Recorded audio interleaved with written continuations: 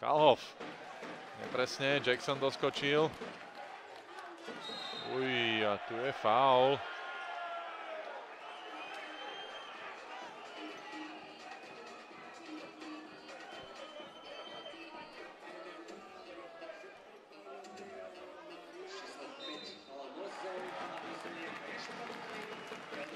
No a je z toho nešportová chyba. Mozovna. To znamená 2 trestné hody pre Keviana Taylora plus lopta z boku.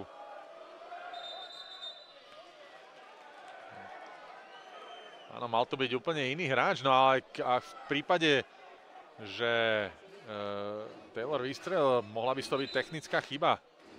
Samozrejme, kôž uznaný nemôže byť.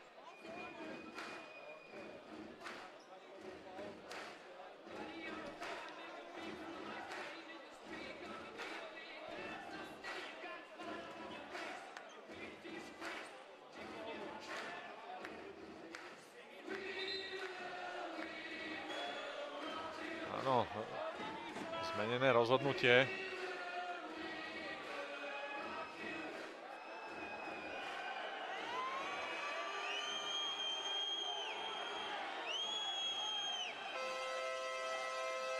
Vzhľadom na to, že si hráči Prievidze dovolili takýto kúsok a poslali na čiaru trestného hodu niekoho úplne iného, tak rozhodcovia zrušili 2 trestné hody a teda tú nešportovú chybu a darovali loptu hostujúcemu Svitu. Bizarná